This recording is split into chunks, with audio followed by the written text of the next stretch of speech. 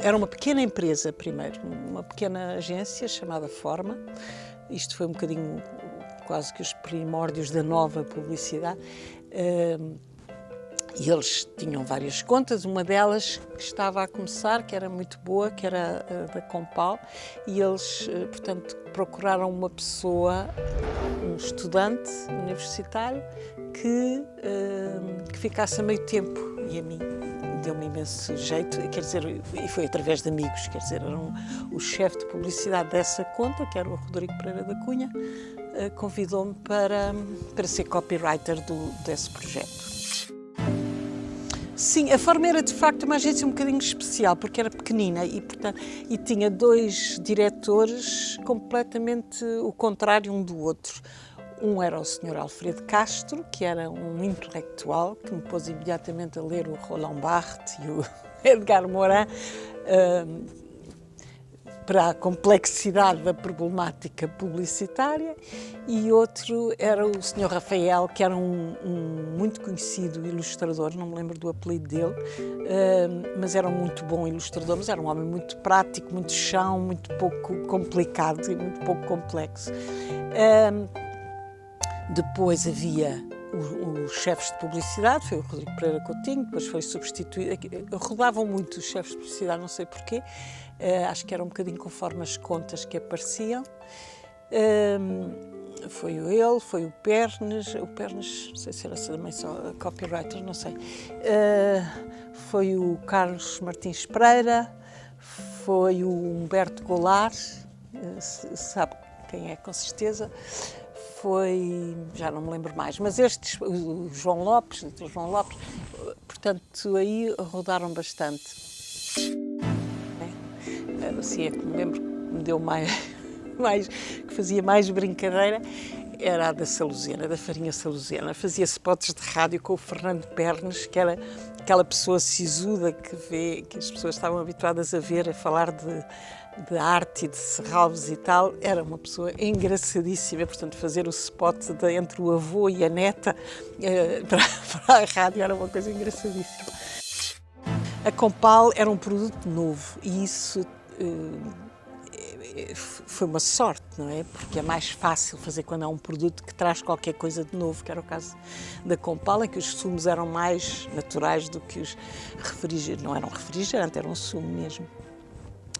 E, portanto, pôde-se pensar na Compal, de facto, como uma campanha, como o Ogilvy ensinava, não é? Desde o princípio, a concepção, a caracterização do produto, os objetivos, os destinatários, tudo isto naquela altura era muito novo. Eu, pelo menos, que vinha da faculdade, não sabia funcionar assim, nunca tinha funcionado assim. Os destinatários, depois o que é que se quer fazer passar, depois a escolha dos média em função do destinatário e das características do produto. Por exemplo, isso foi uma coisa que mais tarde, quando fui para o Instituto de Tecnologia Educativa, reparei que as pessoas não pensavam nesses termos, não é? E, portanto, foi com a publicidade que acabei por aprender isso. E depois o estilo a adotar, tanto na ilustração como no texto, ser coerente com todas essas premissas, digamos. Pronto, e portanto com a Compal aquilo foi um bocadinho um trabalho coletivo, pôde ser acompanhado e feito desde o princípio. Os primeiros textos que eu escrevi, quando os entreguei, rasgaram-nos na minha frente, quer dizer, isto não presta para nada, e pronto, porque era uma linguagem muito, se não direi que rebuscada, mas era uma linguagem muito escrita e eles queriam uma linguagem muito mais oral e tal. Portanto, também foi uma grande lição, não é? Tive que fazer tudo outra vez e de uma maneira tive que mudar a cabeça, não é? E começar a pensar em termos de quem recebe, o que também não estava habituado a fazer. Eles tinham também uma conta que era das camisas triplo Marfel. Isso já existia quando eu cheguei, pronto.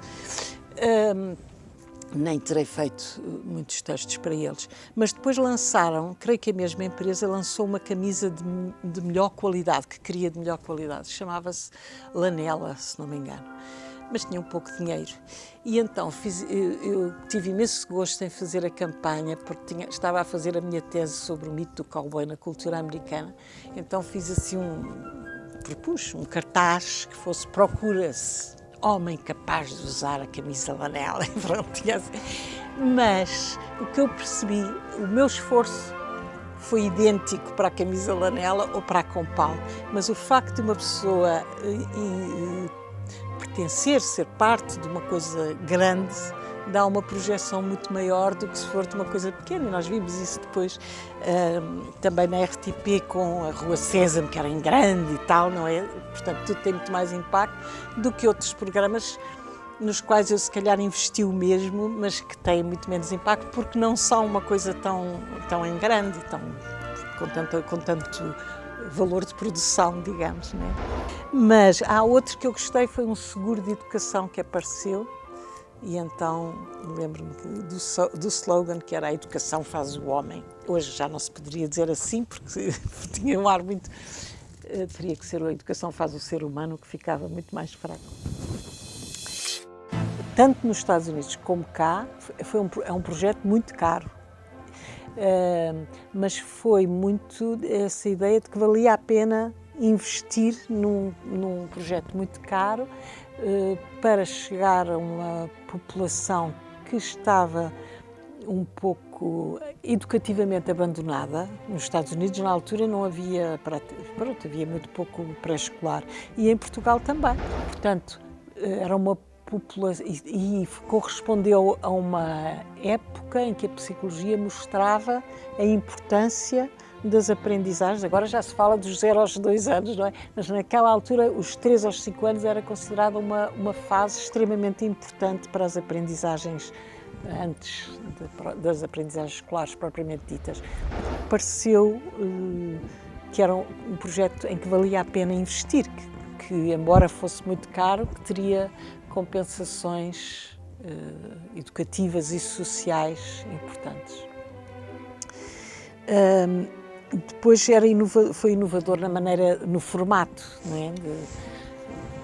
Porque justamente como era inspirado na publicidade, era constituído por segmentos muito curtos, na altura considerados muito rápidos. Hoje, eu quando cheguei aos Estados Unidos pedi para ver os primeiros Sesame Street e eram lentíssimos, não eram, Ricardo?